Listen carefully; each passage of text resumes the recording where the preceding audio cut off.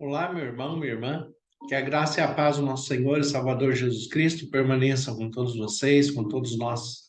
Sempre muito bom estarmos juntos para podermos orar, compartilhar a palavra de Deus, buscarmos direção espiritual para as adversidades que nós vivemos a cada dia. Jesus disse que nesse mundo nós teríamos aflições, mas temos que ter bom ânimo, porque assim como ele venceu o mundo, nós também, ligados a ele, venceremos todas as adversidades deste mundo. De fé em fé, como diz o apóstolo Paulo, porque o justo viverá pela fé. Então, o que nós precisamos compreender?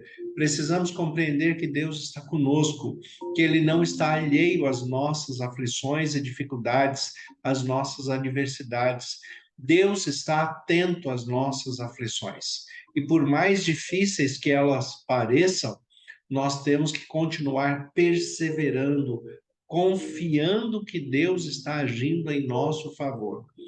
Por muitas vezes nós não vemos a ação de Deus, temos dificuldade na nossa humanidade em ver a ação de Deus cuidando de nós dentro de uma situação adversa. Mas nós temos que compreender espiritualmente que Deus está conosco. E como diz a palavra de Deus, a Bíblia, se Deus é por nós, quem será contra nós? Temos que nos manter na fé, no amor, na esperança, na perseverança e com bom senso e direção do Espírito Santo como filhos de Deus, porque é assim que nós vivemos. Nós vivemos pela fé, pela direção espiritual, por saber que Deus está conosco todos os dias, segundo a promessa de Jesus Cristo. Eis que estarei convosco todos os dias até a consumação dos séculos. É desta forma que nós continuamos crendo, perseverando na oração. Eu agradeço a todos vocês que têm orado pela Ivone, que têm dispensado um tempo do seu dia para colocar a Ivone em suas orações, em suas preces, em suas intenções, para que Deus esteja atendendo de uma forma positiva aquilo que nós precisamos neste momento. Deus está cuidando de todos os detalhes, né? Nós temos que continuar crendo, continuar perseverando, continuar insistindo e sabendo que Deus está conosco. A necessidade de perseverar é algo que é constante no texto bíblico. Desde o início da história da humanidade, a perseverança na fé, a perseverança no vínculo espiritual com Deus, a perseverança na promessa que os antigos receberam do Messias, e hoje nós temos a concretização do nascimento do Messias em Cristo Jesus. Então, a perseverança é um tema recorrente dentro da Bíblia, em que nós temos que observar com bastante cuidado, com muitos detalhes, porque foi perseverando na fé e perseverando na confiança em Deus que os heróis da fé, como é colocado em Hebreus capítulo 11, conquistaram ali os seus desejos, os seus propósitos, alcançaram de fato as promessas de Deus. Perseverar na fé, muitas vezes, né, nos leva a ter lutas, embates pessoais com o próprio Deus, naquilo que nós não entendemos. Foi assim, né, com Jacó lutando com Deus, foi assim com Jó, né, nas suas dúvidas, nas suas inquietações, também nas suas lutas pessoais com Deus. Foi assim com Abraão, na sua dificuldade de compreender a promessa, né? Foi assim com os discípulos de Jesus também na dificuldade de compreender aquilo que Jesus estava apresentando. Então, quando nós perseveramos na fé, quando nós insistimos de que Deus é capaz de fazer infinitamente mais do que nós pedimos ou pensamos, segundo o seu poder que opera em nós. Quando nós perseveramos na fé, nós podemos ter a certeza que alcançaremos a palavra de Deus em suas promessas. Nosso Deus é o Deus do impossível, é o Deus que não depende das circunstâncias e das limitações humanas. Deus não depende do nosso ânimo nem do nosso desânimo, mas Ele quer que nós perseveremos na fé como testemunho vivo de que nós cremos na Sua palavra e que ela é viva e eficaz. Existem algumas situações, algumas circunstâncias que são diferentes daquilo que a Bíblia apresenta no Antigo Testamento, daquilo que apresenta no Novo Testamento, com relação aos milagres, com relação à ação de Deus, a intervenção direta e miraculosa de Deus em Jesus Cristo, muitas vezes registrada na Bíblia. Hoje nós temos dificuldades em ver esses milagres acontecendo, mas isso não quer dizer que Deus não está cuidando de nós e que nós não temos que continuar crendo e perseverando na fé. Um dos textos que me chamam mais atenção a respeito desta questão da perseverança está em Atos, capítulo 3, quando fala a respeito da cura de um coxo, ali na Porta Formosa do templo. Porta Formosa era chamada assim no templo porque era uma entrada do templo muito bem decorada, que se diferenciava das outras entradas do templo. Então, ali, né, muitas pessoas preferiam entrar no templo por aquela porta porque a sua beleza chamava atenção.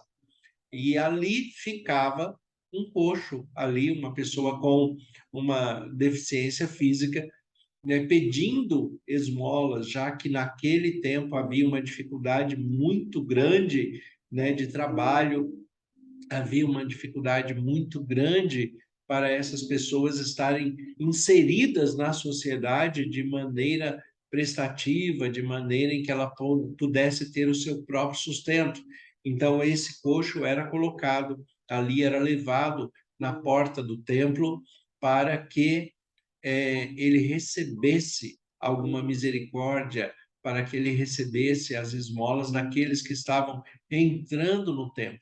Ele mesmo não poderia entrar no templo, porque o templo não aceitava pessoas ali dentro que tivessem defeitos físicos, dificuldades físicas. Então, ele mesmo não poderia entrar ali. Mas o texto de Atos, capítulo 3, ele nos diz assim: Pedro e João subiam ao templo para a oração da hora nona. Era levado um homem coxo de nascença, o qual também punham diariamente à porta do templo chamada Formosa, para pedir esmola aos que entravam. Vendo ele a Pedro e João, que iam entrar no templo, implorava que lhe dessem uma esmola. Pedro, fitando juntamente com João, disse: Olha para nós. Ele olhava atentamente, esperando receber alguma coisa. Pedro, porém, lhe disse: Não possuo nem prata nem ouro, mas o que tenho, isto te dou. Em nome de Jesus Cristo Nazareno, anda. E tomando-o pela mão direita, o levantou, e imediatamente os seus pés e tornozelos se firmaram. De um salto, se pôs em pé, passou a andar e entrou com eles no templo, saltando e louvando a Deus. Viu todo o povo a andar e a louvar a Deus, e reconheceram ser ele mesmo o que esmolava, assentado à porta formosa do templo, e se encheram de admiração e assombro, e por isso que lhe acontecera. Observem como o texto é colocado aqui. Pedro e João estavam entrando no templo na hora nona, né, no período da tarde, na última hora do dia, das atividades do templo. Neste momento em que eles estão entrando no templo, este coxo, esse deficiente que estava ali, né, colocado à porta do templo, ele, como era acostumado, ele pediu uma esmola para Pedro e João que entrava ali. E a primeira expressão de Pedro e João foi virar para ele e falar: olha para mim. Olha para mim. Por quê? Porque ele se sentia menosprezado, ele se sentia envergonhado, ele pedia de cabeça baixa, sem olhar para quem estava lhe oferecendo alguma coisa. Quando Pedro e João falaram para ele: olha, olhem para mim, olhem para nós. O texto fala que ele olhou e ficou olhando firme, esperando receber alguma coisa. A esperança renasceu nos olhos, na mente, no coração deste homem. Ele já ficou esperando receber alguma coisa. Quando nós mantemos a esperança, Deus sempre vai agir em nosso favor. Eles se mantiveram esperando receber alguma coisa. Ele estava acostumado a receber dinheiro, a receber ali moedas, receber, né, migalhas da esmola que era lhe dado, como se fosse uma grande misericórdia de Deus, e ele estava acostumado com isso. Mas quando Pedro e João falaram para ele: olha para mim, a expectativa dele aumentou. E certamente ele esperava receber algo um pouco maior. Mas ele não sabia que ele receberia algo tão grande. Quando Pedro disse para ele: olha, nós não temos nem prata nem ouro, mas o que eu tenho eu te dou. Em nome de Jesus Cristo Nazareno, anda. Sabe que esse texto sempre me lembra a conversa de Santo Agostinho com o Papa Inocêncio, quando estava sendo lhe mostrado as riquezas da igreja, o que a igreja já tinha avançado, o que a igreja já tinha alcançado. E a expressão, né, do Papa Inocêncio foi falar que olhe para tudo que nós alcançamos. Hoje nós não podemos dizer mais que nós não temos nem prata nem ouro. E a resposta de Santo Agostinho foi: sim, de fato, nós não podemos dizer que não temos nem prata nem ouro, mas também não podemos dizer: levanta-te e anda. Que pena que hoje nós não podemos dizer: levanta-te e anda. Assim como Pedro e João disseram para esse coxo na porta formosa do templo. As trocas que nós fizemos da espiritualidade para a materialização da fé nos trouxe este prejuízo. A falta da perseverança, a falta da insistência, a ação de Deus se tornou diferente porque nós temos dificuldade na perseverança, na confiança, na fé. Nós temos dificuldades no trato dos nossos pecados, no nosso relacionamento íntimo com Deus. Nós temos dificuldades até mesmo de crer que esses milagres muitas vezes aconteceram. Nós, como cristãos, olhamos para o texto bíblico e cremos que tudo isto é absolutamente verdade e foi registrado por inspiração do Espírito Santo, aqui em Atos dos Apóstolos, registrado por Lucas, que era um médico historiador, assim como também ele escreveu o Evangelho de Jesus Cristo segundo a sua perspectiva. Lucas, um historiador, buscando a verdade sobre Jesus Cristo e sobre Deus, inspirado pelo Espírito Santo, foi levado a registrar tudo que nós temos na Bíblia, tanto no Evangelho quanto no livro de Atos. Mas, quando nós olhamos para estes textos, em que a intervenção de Deus foi sobrenatural, foi uma intervenção direta, não foi uma cura prolongada. Este coxo, ele não teve a sua cura através da fisioterapia, através de um tratamento médico, através de alguém que o acompanhasse ao longo do tempo. Ele, pela palavra de Deus em Pedro, ele levantou e andou imediatamente. Ele se firmou e entrou no templo que ele não poderia entrar exatamente por causa da sua deficiência física, por causa da sua limitação física. Nós gostaríamos também de ver Deus agindo desta forma, e nós sabemos que Deus é o mesmo ontem, hoje, eternamente, e com uma só palavra, ele pode restaurar todas as coisas. Ele pode continuar fazendo estes milagres extraordinários, estes milagres que transformam a situação de uma maneira absoluta e imediata ao se falar. É por isso que nós perseveramos na fé.